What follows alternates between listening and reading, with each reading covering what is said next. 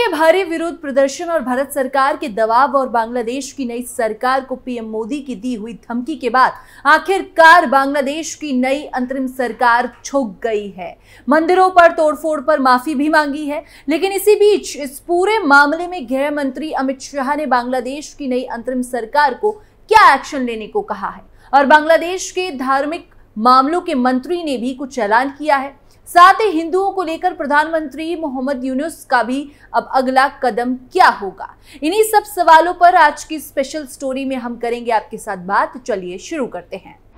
PM Modi की धमकी से झुका बांग्लादेश, हिंदुओं के आगे झुकी बांग्लादेश की नई सरकार, मंदिरों में तोड़फोड़ पर मांगी माफी, बांग्लादेश की नई सरकार का तगड़ा एक्शन। नमस्कार, आप देख रहे हैं कैपिटल टीवी और मैं हूं आपके साथ पारुल त्रिपाठी। बांग्लादेश में हिंदुओं पर हुए हमले और मंदिरों में तोड़फोड़ के लिए सरकार ने माफी मांगी है। गृह मंत्रालय के प्रमुख brigadier general retired Mohammad Sakhawat Hossain ने कहा कि पिछले हफ्ते हुई हिंसा में बहुत से स्थानों पर हिंदुओं पर हमले हुए, उसके लिए सरकार को खेद है। इस हिंसा में जिन लोगों को नुकसान हुआ और जो मंदिर तोड़े या जलाए गए हैं, उनकी क्षतिपूर्ति और निर्माण के लिए सरकार आर्थिक सहायता देगी। भारत सरकार के दबाव के बाद आखिर बांग्लादेश को झुकना ही पड़ा। आखिर ऐसा क्या हुआ कि बांग्लादेश में नई सरकार के बनते ही उसे हिंदुओं से माफी मांगनी पड़ी और वो हिंदुओं के सामने झुक गए? आखिर बांग्लादेश की नई सरकार की क्या मजबूरी रही? इन सभी सवालों का जवाब ये है कि पीएम मोदी का वो ट्वीट, जिसमें पीएम मोदी ने बांग्लादेश की नई सरकार को साफ संदेश दे दिया था। दरअसल प्रधानमंत्री नरेंद्र मोदी ने नोबेल पुरस्कार विजेता मोहम्मद यूनुस की बांग्लादेश की अंतरिम सरकार के प्रमुख के रूप में शपथ लेने पर बधाई दी थी।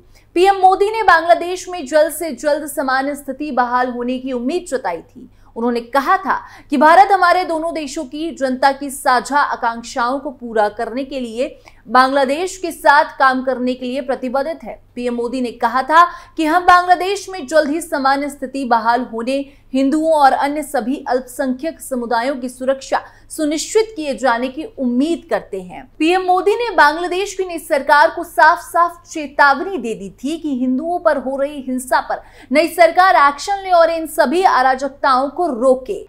हिंदू अल्पसंख्यकों के लिए अमित शाह ने बनाई कमेटी।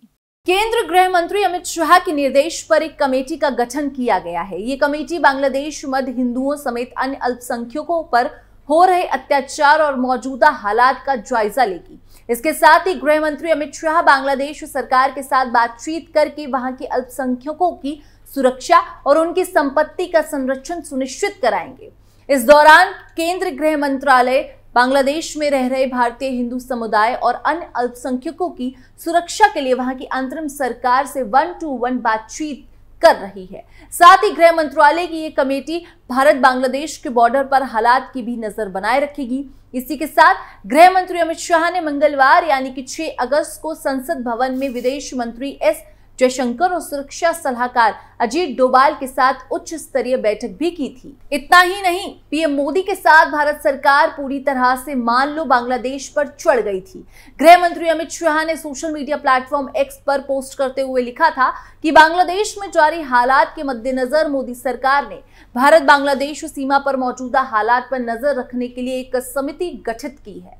यह समिति बांग्लादेश में अपने समक्ष अधिकारियों के साथ संवाद बनाए रखेगी, जिससे वहां रहने वाले भारतीय नागरिकों, हिंदुओं और अन्य अल्पसंख्यक समुदायों की सुरक्षा सुनिश्चित की जा सकेगी। इस समिति की अध्यक्षता एडीजी सीमा सुरक्षा बल पूर्वी कमान करेंगे। क्या होगा प्रधानमंत्री यूनुस का अगला एक्शन? अंतरिम प्रधानमंत्री मोहम्मद यूनुस मंगलवार यानी कि 13 अगस्त को हिंसा से पीड़ित समुदायों के प्रमुख लोगों से मिल रहे हैं। उन्होंने भी अल्पसंख्यकों को पूरी सुरक्षा का भरोसा दिया है। विदित हो कि यूनुस को दिए बधाई संदेश में प्रधानमंत्री नरेंद्र मोदी ने हिंदुओं पर हो रहे हमलों पर चिंता जताई थी और उन्होंने रोकने की अपेक्षा भी की थी। उपद्रवियों ने हिंदुओं को बनाया निशाना। बांग्लादेश में प्रधानमंत्री पद से शेख हसीना के इस्तीफे की मांग को लेकर 4, 5 और 6 अगस्त को भारी हिंसा हुई थी। इस हिंसा में उपद्रवियों के निशाने पर सरकारी इमारतों के अतिरिक्त अवामी लीग के नेता और हिंदू थे। इस दौरान हिंदुओं के मकानों, व्यापारिक प्रतिष्ठानों और मंदिरों पर बड़े पैमाने पर हमले हुए। इन हमलों में 2 लोग मारे गए और 45 घायल हुए। इन हमलों की पूरी विश्व में निंदा हुई है। सखावत हुसैन ने कहा कि जन्माष्टमी, दुर्गा पूजा और अन्य पर्वों पर सरकार की ओर से सुरक्षा के कड़े बंदोबस्त किए जाएंगे, जिससे हर्षोल्लास से सभी आयोजन किए जा सकेंगे। सरकार अल्पसंख्यकों की सुरक्षा में कोई कसर नहीं छोड़ेगी। धार्मिक मामलों का मंत्रालय का एक्शन। बांग्लादेश की अंतरिम सरकार में धार्मिक मामलों का मंत्रालय संभाल रहे एमएफ खालिद हुसैन ने कहा है कि वर्तमान सरकार देश में सांप्रदायिक सौहार्द की पक्षधर है और अल्पसंख्यकों पर हुए हमलों की निंदा करती है। जिन लोगों ने अल्पसंख्यकों पर हमले किए वो उपद्रवी थे और सरकार उनके खिलाफ कार्रवाई करेगी। इस बीच पुलिसकर्मियों ने हड़ताल खत्म कर ड्यूटी पर लौटने का ऐलान किया है। इसके चलते नागरिक ठिकानों पर तैनात सेना वापस बैरकों में चली गई है। सोमवार को बांग्लादेश बैंक के 2 और डिप्टी गवर्नरों तथा वित्तीय खुफिया इकाई के प्रमुख ने अपने पदों से इस्तीफा दे दिया है। इनके अतिरिक्त बांग्लादेश बैंक के एक सलाहकार ने भी पद छोड़ने की घोषणा की है। शुक्रवार को बैंक के गवर्नर अब्दुल राउज तालुकदेर ने इस्तीफा दे दिया था। 19 तक हथियार जमा कराए आंदोलनकारी। बांग्लादेश सरकार ने सभी आंदोलनकारियों से अपने हथियार पुलिस थानों में जमा करने के लिए कहा है। अंतरिम सरकार में गृह मंत्रालय के प्रभारी सलाहकार ब्रिगेडियर जनरल एम सखावत हुसैन ने आंदोलन के दौरान इस्तेमाल में लाए गए और लूटे गए सभी हथियारों को 19 अगस्त तक जमा करने को कहा है। इनमें बहुत से हथियार थानों के सशक्तकार और पुलिसकर्मियों से लूटे गए हैं। हुसैन ने कहा कि 19 अगस्त तक नजदीकी थाने में हथियार जमा न कराने पर सरकार तलाशी अभियान चलाएगी और जिसके पास हथियार पाए जाएंगे उनके खिलाफ कानूनी कार्रवाई भी होगी। हिंदुओं पर अत्याचार पर अमेरिका की राय। अमेरिका के ह्यूस्टन शहर में सोमवार को 300 से ज्यादा हिंदुओं ने एकत्रित होकर बांग्लादेश में हिंदुओं और उनके मंदिरों पर हो रहे हमलों पर रोके जाने की मांग की है। कहा कि मुस्लिम कट्टरपंथियों द्वारा हिंदुओं और अन्य अल्पसंख्यकों को निशाना बनाया जा रहा है, जो कि गलत है।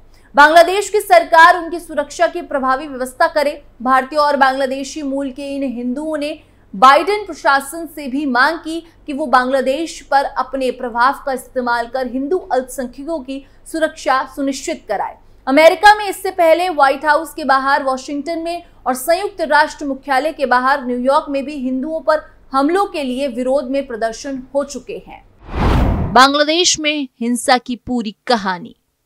दरअसल बांग्लादेश में आरक्षण प्रणाली के तहत 56% सरकारी नौकरियां आरक्षित हैं। इनमें से 30% आरक्षण साल 1971 के मुक्ति संग्राम के स्वतंत्रता सेनानियों के वंशजों के लिए रिजर्व है। वहीं 10% आरक्षण पिछड़े प्रशासनिक जिलों के लिए और 10% महिलाओं के लिए आरक्षण रिजर्व है। इसके अलावा 5% आरक्षण जातीय अल्पसंख्यक समूहों के लिए और 1% दिव्यांग लोगों के लिए रिजर्व है। इन सभी आरक्षण प्रणालियों में से विवाद उस 30% आरक्षण को लेकर शुरू हुआ जो स्वतंत्रता सेनानियों के वंशजों को दिए जा रहे हैं। मीडिया रिपोर्ट्स के मुताबिक छात्रों का कहना है कि सरकार उन लोगों को आरक्षण देने के पक्ष में है जो शेख हसीना की सरकार का समर्थन करते हैं।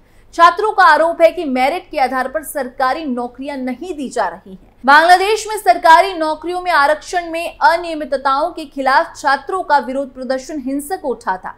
हिंसा में करीबन 300 लोगों की मौत हो गई थी। कुछ दिनों पहले ढाका में लाठियों और पत्थरों से लैस हजारों छात्र सशस्त्र पुलिस बलों से भिड़ गए थे और इसी के बाद हिंसा और बढ़ गई। सेना ने तत्कालीन प्रधानमंत्री शेख हसीना को 45 मिनट दिए थे और प्रधानमंत्री आवास से निकलने को कहा था। शेख हसीना ने देश छोड़ दिया और वो भारत आ गई। इसके बाद बांग्लादेश में सेना ने कमान संभाली और बांग्लादेश में अंतरिम सरकार का गठन किया गया और नोबेल पुरस्कार विजेता मोहम्मद यूनुस को अंतरिम सरकार का मुखिया बना दिया गया। लेकिन इसी बीच बांग्लादेश में अल्पसंख्यकों पर अत्याचार होने लगा, जिसमें हिंदू भी शामिल थे। मंदिर में तोड़फोड़ हुई, हिंदुओं को मारा गया। इस पर भारत सरकार ने एक्शन लिया और बांग्लादेश को चेतावनी दी, जिसके बाद अब बांग्लादेश की नई सरकार ने हिंदुओं से माफी मांगी है। फिलहाल इस खबर में बस इतना ही। बाकी देश और दुनिया की तमाम खबरों के लिए आप देखते रहिए कैपिटल टीवी।